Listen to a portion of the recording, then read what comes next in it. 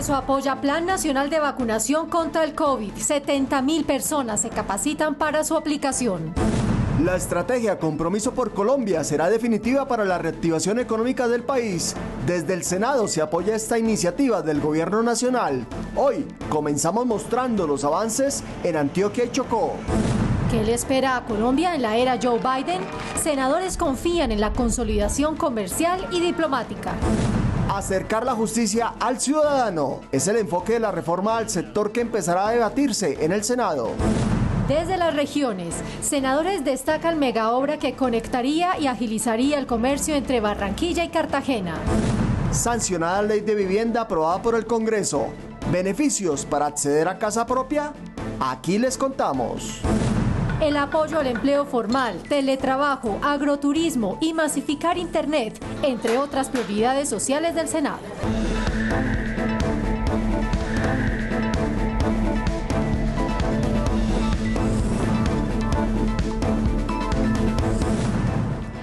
Buenas noches. Iniciamos nuestro bloque de información legislativa contándoles que Colombia alista el Plan Nacional de Vacunación contra el COVID-19.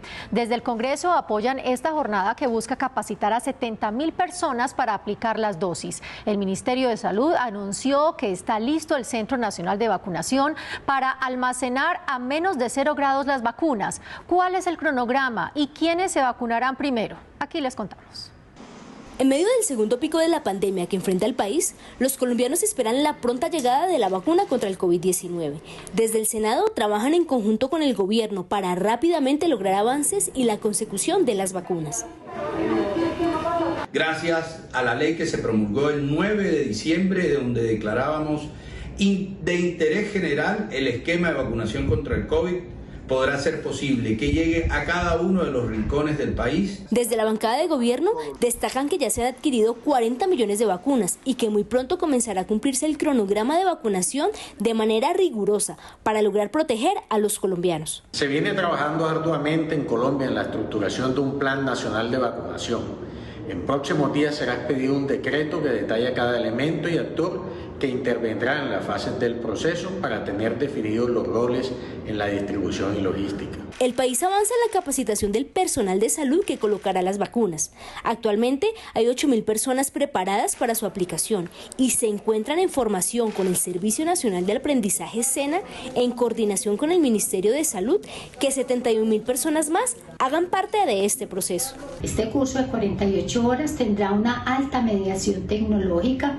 Se ofrecerá al personal de salud, médicos, enfermeras, bacteriólogas, técnicos en salud pública, auxiliares de enfermería, técnicos en enfermería de todo el país. Según el Ministerio de Salud, el país ya cuenta con 2.975 puntos de vacunación y está en proceso la adquisición de 44 ultracongeladores que garantizarán la cadena de frío para la conservación de las vacunas. Colombia tiene mucha experiencia en todo lo que tiene que ver con vacunación a través del programa ampliado de inmunizaciones. Se espera la expedición del decreto que detalla los aspectos logísticos de aplicación de la vacuna, que estará dividido en 5 etapas. La primera será para mayores de 80 años y el personal de la salud.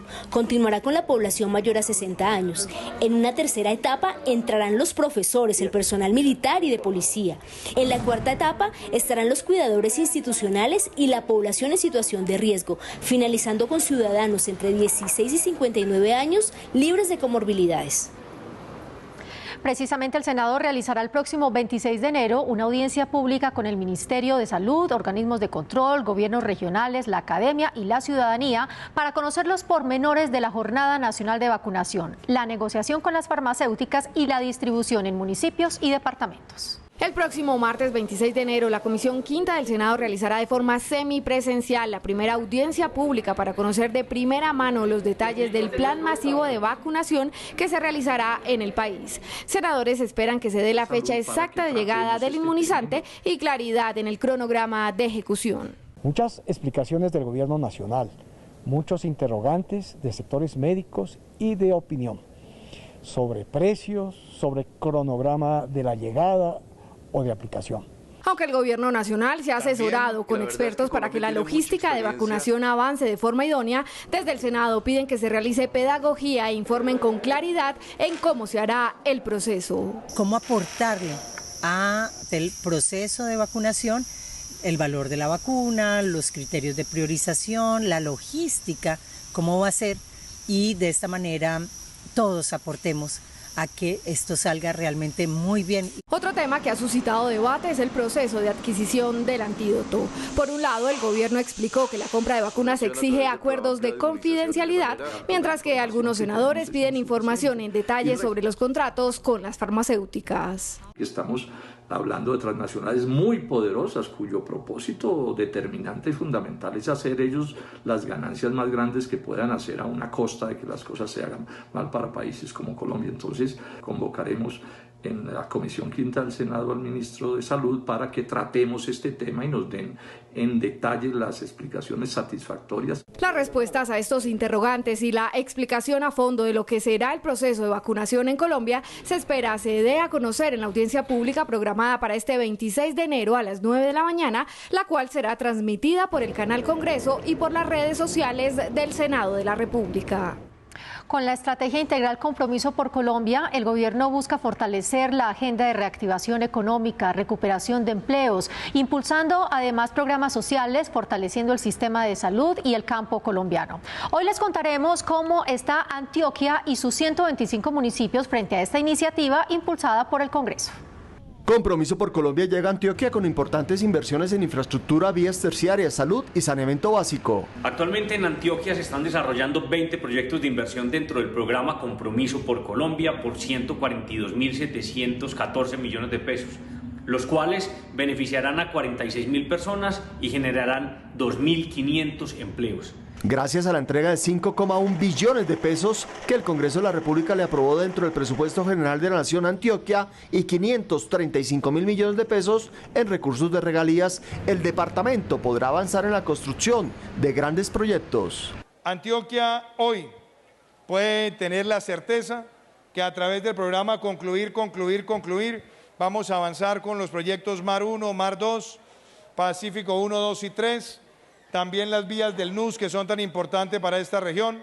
Será posible la financiación de 6 mega concesiones viales, el mantenimiento de la infraestructura aeroportuaria, el mejoramiento de tantas vías terciarias y la destinación de múltiples proyectos de inversión que permitirán reactivar la economía y la generación de empleos.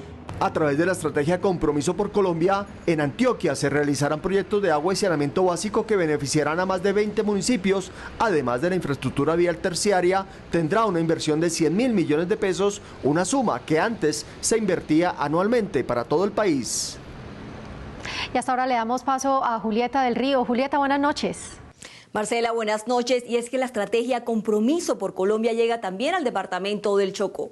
Miremos qué viene para la región Pacífico, donde el trabajo conjunto entre el gobierno, Congreso, gremios y ciudadanía debe ser armónico para reactivar con obras e infraestructura esta importante zona del país. El impulso a la reactivación económica del país a través de la generación de empleo, inversión, programas y propuestas dirigidos a los más vulnerables, al campo y a los sectores de salud y educación han llegado también a regiones del sur del país. Departamentos como Cauca, Valle del Cauca, Chocó y Nariño también hacen parte de la estrategia que busca recuperar la economía. Aquella cuyo compromiso del gobierno ha quedado notificado al pueblo nariñense y es el de la construcción de la doble calzada de la vía Chachagüí-Popayán-Cali. Senadores de la región esperan que con el programa Compromiso por Colombia se culminen grandes obras de infraestructura necesarias para el desarrollo de las regiones. Necesitamos obras trascendentales como es Buga, Buenaventura, esa doble calzada que está generando empleo y está generando prosperidad. Necesitamos que el SENA, que es una institución muy importante, siga como hasta ahora lo está haciendo con las subsedes. Para algunos senadores es indispensable que en el departamento del Chocó se trabaje en varios frentes para lograr una verdadera recuperación en los sectores más vulnerables. Es garantizar la seguridad para que el comercio pueda funcionar, no solamente eso, sino para que la gente tenga la tranquilidad pues, de salir a comprar, de hacer sus cosas. Si no hay seguridad, pues la economía no va a funcionar. Lo segundo, yo creo que los sectores del turismo que han sido tan afectados, se les pueden de alguna manera relajar los impuestos, el consumo a la venta. Este programa del gobierno del presidente Iván Duque ya empieza a mostrar avances en todo el territorio nacional. Logramos poner en marcha con las diferentes carteras del Gabinete Nacional, con los gobiernos locales, los honorables parlamentarios, el sector productivo del país, más de 152 proyectos con una inversión de acciones complementarias de gobierno que superan 85 billones de pesos. Este programa se viene ejecutando desde el año pasado e irá hasta el 2022. Inicia este semestre académico y son varios los interrogantes que surgen con la llamada alternancia, aún en estos momentos de pandemia. Aunque el nivel de contagios por COVID es diferente a nivel nacional, en pequeños y medianos municipios estarían listos para que los alumnos regresen con los debidos protocolos. Hay expectativa por el regreso a clases de los estudiantes de colegios y universidades en el país. Para algunos padres de familia se hace necesaria la semipresencialidad con estrictos protocolos frente al COVID porque ya es tiempo de reforzar la educación y formación de sus hijos. Por el tema social y por el tema de su desarrollo, sí me parece importante que ellos regresen al colegio. Adicional, pues el tema virtual y que digamos estudien virtualmente me parece que complica mucho más el aprendizaje. Para algunos senadores, el modelo de alternancia que incluye presencialidad y clases virtuales en casa es una buena alternativa en municipios y ciudades intermedias donde hay menor afectación por el coronavirus. Habrá ciudades en donde de acuerdo a las cifras de contagio se podrá hacer alternancia, unos días en la casa, otros días en el colegio, limitando los cupos pero sobre todo cumpliendo los protocolos. Los derechos de nuestros niños prevalecen y hay municipios sin casos COVID donde se puede hacer esta alternancia. Estamos de acuerdo en la alternancia en el sistema educativo en las regiones, en los municipios donde haya menos afectación de COVID. Nuestras instituciones educativas en todas las regiones del país se han preparado en planta física y en el protocolo de las medidas de bioseguridad. Representantes de instituciones educativas señalan que están preparados con todos los protocolos de bioseguridad para el regreso a clases, aunque reconocen las actuales dificultades sanitarias. Nuestros colegios, en su gran mayoría, presentaron y tienen avalados los protocolos de bioseguridad para hacerlo de una manera gradual, progresiva y segura. El comportamiento actual del avance de la pandemia exige una mayor articulación con los entes territoriales y las indicaciones recibidas de orden nacional. De acuerdo con lo establecido por los Ministerios de Educación y Salud, los padres de familia son quienes tienen la última palabra sobre el regreso presencial o no de sus hijos a los colegios y universidades.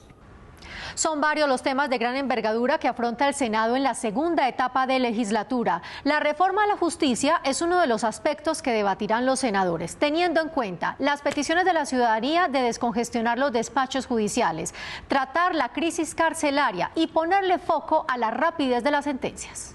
Él es Alejandro González. Hace 30 años compró 3 títulos valor. Cuando lo fue a cobrar, la entidad financiera argumentó que no eran de él. Entonces comenzó el proceso judicial que hoy nadie resuelve. Los ahorros de su familia reposaban en esos títulos. Alejandro hoy sigue esperando que la justicia resuelva el proceso que reposa en un escritorio de un magistrado de la Corte Suprema de Justicia. Hace 30 años estoy bregando a que lo paguen, hace 22 años que llevo un proceso civil y ni la Sala Civil de la Corte Suprema ni el Tribunal de Cundinamarca resuelven. Por casos como estos es que cada día toma más fuerza la idea de una reforma a la justicia para que ésta sea dinámica y llegue con prontitud a todos los colombianos.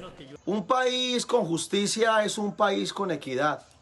Por eso la reforma debe contener un sistema real de agilidad en los procesos, que llegue siempre al ciudadano de a pie en los sitios más apartados del territorio, que siempre se falle en derecho y que los que impartan justicia sigan siempre estando a la altura de la dignidad que ostentan. El Ministerio de Justicia ya cuenta con un borrador de 25 puntos y que se está finiquitando para socializarlo con las partes involucradas. Sigamos adelante con la reforma de la ley estatutaria de justicia, con el aporte de las altas cortes y de todas las bancadas, para tener una justicia más cercana, más digital, más eficiente y más presente en el territorio. Otro sector busca que la reforma esté consensuada y estructurada como un gran acuerdo nacional que, entre otras, garantice los derechos humanos. Pensemos en derogar la ley 1709 del 2008, la del aumento de penas y prohibición de beneficios a los condenados.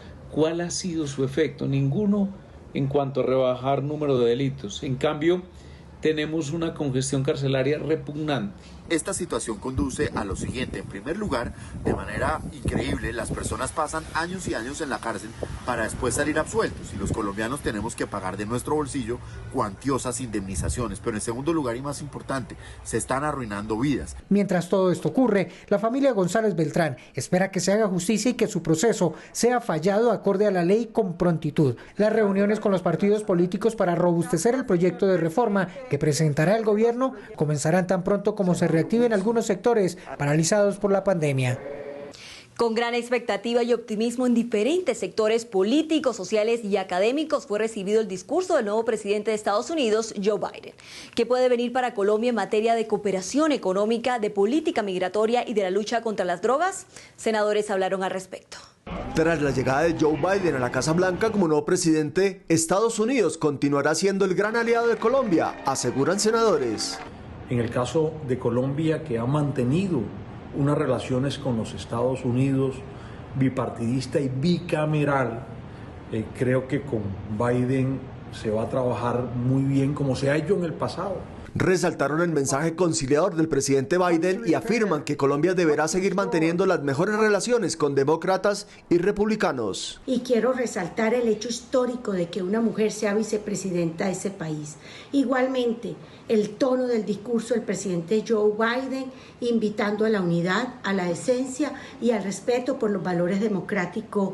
Estados Unidos es el primer socio comercial de Colombia y para los senadores es importante seguir contando con la cooperación económica y avanzar en la solución de temas como la lucha contra las drogas, la migración de más de 1.800.000 venezolanos y la implementación de los acuerdos de paz. El nuevo presidente de Estados Unidos apoyó y acompañó el proceso de paz y la firma del acuerdo de paz en Colombia. Por lo tanto, yo espero que se refuerce el apoyo al proceso de paz, a la implementación integral del acuerdo. El tema ambiental también, consideran los senadores, será clave y estará dentro de la agenda de Colombia y Estados Unidos, sobre todo en este momento donde el nuevo presidente Joe Biden reincorpora a Estados Unidos al Acuerdo de París sobre cambio climático. La llegada de los demócratas a la Casa Blanca es indudablemente importante para el tratamiento del tema ambiental de nuestro país. El gobierno nacional deberá repensar cuestiones como la fumigación con el glifosato, como el fracking, como la protección de nuestra biodiversidad, de nuestra fauna, de nuestra flora. Aseguran los congresistas que el presidente Biden conoce muy bien la región y a Colombia. Cuando era vicepresidente de la administración Obama, manejó parte de la agenda internacional con Sudamérica, lo que representa la continuidad de las buenas relaciones diplomáticas. Saludo a mi compañera Carol Dao, que nos presenta un panorama desde las regiones. Julieta, televidentes, buenas noches. Y desde las regiones les informamos que será prioridad del Senado que la ley de fronteras ayude en la reactivación económica.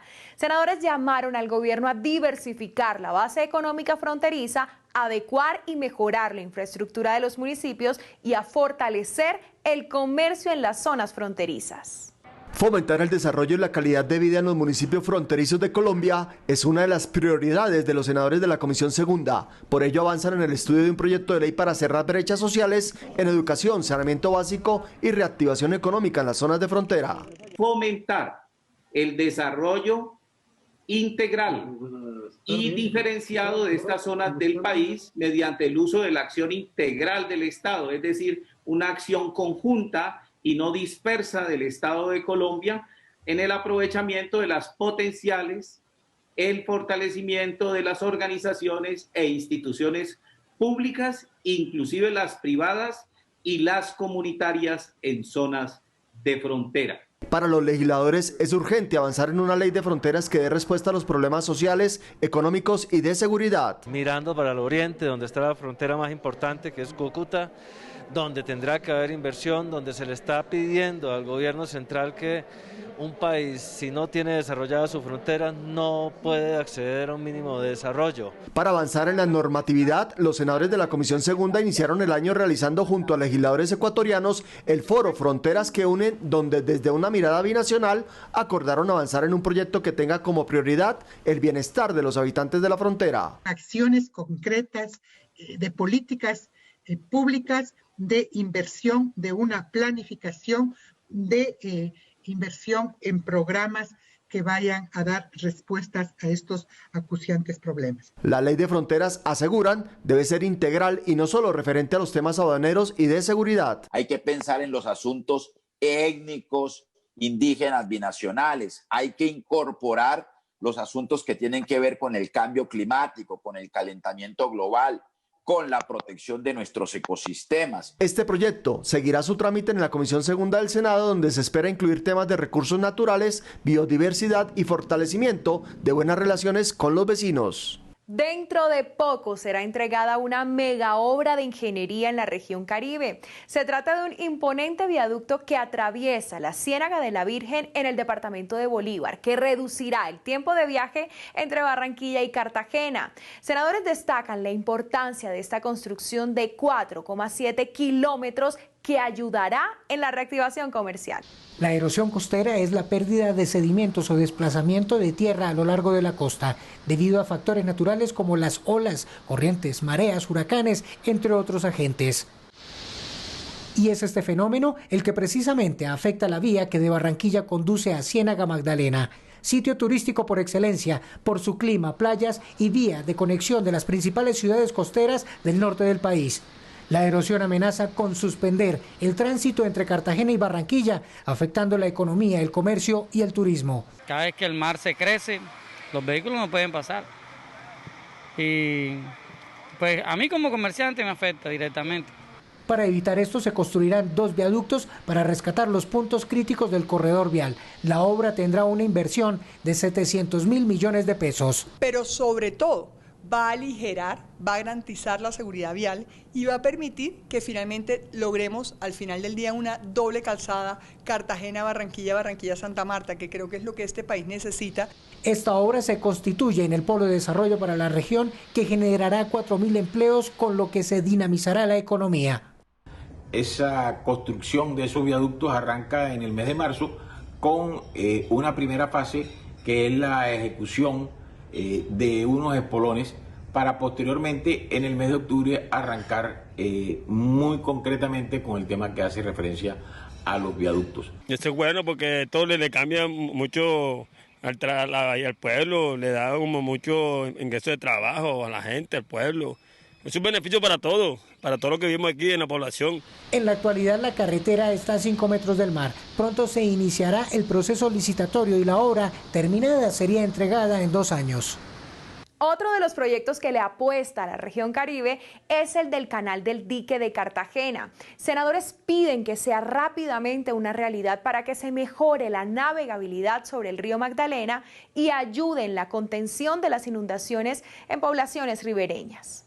Esta obra hace parte de la estrategia nacional del gobierno, que busca generar un impacto ambiental positivo, proteger los ecosistemas y mitigar las inundaciones. Son más de 2.2 billones de pesos que se van a invertir para mantener la navegabilidad del Canal del Dique que conecta la bahía de Cartagena con el río Magdalena. Según la Agencia Nacional de Infraestructura, las obras contemplan la interconexión a lo largo del Canal del Dique, desde el río Magdalena hasta las ciénagas de Barbacoas y Cartagena. Vamos a proteger de manera eficiente los mangles que están alrededor de este canal. Es el momento de darle seguridad y de darle seguridad además con una infraestructura que sea amigable con el medio ambiente. Recuperar el Canal del Dique ayuda a que esa contradicción contra la geografía tome forma otra vez en favor de la región. El proyecto garantiza la conservación y restauración del ecosistema, beneficiando a 20 municipios de Atlántico y Bolívar, regulando los caudales del río, controlando los niveles de agua y las inundaciones, recuperando las ciénagas destruidas en los últimos 70 años, garantizando el agua potable y recuperando el mar azul de Cartagena, vitrina internacional del país. Iniciamos nuestro bloque de tejido social informándoles que fue sancionada hace unos días la Ley de Vivienda y Hábitat aprobada por el Congreso. Esto servirá al proceso jalonador de empleo en medio de la pandemia y permitirá que más colombianos accedan a una vivienda digna con amplias facilidades de crédito. Lograr que Colombia se convierta en un país de propietarios es el objetivo de la nueva Ley de Vivienda y Hábitat sancionada la semana pasada por el presidente Iván Duque luego de su aprobación en el Congreso. Esta normatividad busca simplificar los procesos para que los colombianos cumplan el sueño de tener vivienda propia. La Ley de Vivienda y Hábitat simplifica todas las intervenciones. Ahorita vamos a tener subsidios, entregamos unos subsidios BIS, vamos a ver subsidios no BIS, mejoramientos de vivienda, subsidios de vivienda rural. Toda la oferta institucional del Estado en términos de vivienda va a ser mucho más fácil de aplicar. Esta ley tendrá, entre otros beneficios, permite la financiación de vivienda rural, brinda beneficios para mujeres víctimas de violencia intrafamiliar. Los beneficiarios del subsidio de mejoramiento de vivienda podrán acceder a subsidios de compra. La vivienda rural se constituye como una política pública nacional y asimismo se le quita la restricción para los dueños de las viviendas gratis para poder venderlas en un plazo después de 5 años y no 10 como estaba anteriormente. Con la nueva ley se espera una mayor reactivación del sector de la construcción, que genera 720.000 empleos según Camacol. Asimismo, continuar con el ritmo de ventas que en el 2020 alcanzó un récord histórico de 176.157 unidades de vivienda de interés social y de las que no tienen esta categoría. Y no solo son varios los proyectos sociales que deberán ser tramitados, debatidos y aprobados en esta legislatura. El programa al apoyo al empleo formal, el teletrabajo, el trabajo en casa y la excepción del IVA a los planes de Internet son, entre otras, las iniciativas a las que los senadores están enfilando todas sus baterías. Tras el nuevo pico de contagios y los aislamientos obligatorios por días que se han decretado en algunas de las principales ciudades del país, senadores afirman que hay que darle prioridad al inicio de las sesiones a algunas iniciativas que necesitan los colombianos para poder seguir subsistiendo en época de pandemia. Se necesita la renta básica universal y volvemos a presentar el proyecto en la próxima legislatura. La pandemia no se va a ir. La pandemia se va a quedar. Otras iniciativas trascendentales que deben ser aprobadas con urgencia son la prórroga del programa PAEF, que subsidia el pago de la nómina para proteger los empleos formales en medio de la crisis sanitaria, y una reforma tributaria que beneficie a los más vulnerables. Un gran reto, y es el tema de la reforma tributaria. La reforma tributaria que tiene que ser, primero, moderada, segundo, que tiene que evitar que se le cobren más impuestos a las empresas, y que tiene que buscar más bien la generación de empleo. En la reanudación de las sesiones será prioridad el debate de iniciativas que mitiguen los efectos que viene dejando la llegada del virus al país. La reglamentación del trabajo en casa es una de ellas. Proyecto de ley que deja muy clara la diferencia entre el trabajo en casa y el teletrabajo. Un proyecto de ley que se identifica con ese compromiso que tiene el Congreso de la República, el gobierno, el Estado colombiano para garantizar la continuidad del empleo y de relaciones laborales. Proyectos de ley de reactivación económica en sectores como el de turismo también será una prelación en la agenda legislativa. Ya que esta modalidad de turismo representa una oportunidad para enfrentar la crisis que presenta el sector. Gran reto tendrá el Congreso de la República en el inicio de sesiones, los cuales girarán en torno a superar la crisis económica que nadie esperaba. En el noticiero del Senado seguiremos informando sobre los proyectos de ley e iniciativas que apuntan a la reactivación económica, generación de empleo y a la construcción del tejido social. Todas las buenas noticias que tiene el legislativo para la gente. Los esperamos en nuestra próxima emisión. Estamos preparando algo nuevo porque las buenas noticias también son noticia. Gracias por acompañarnos.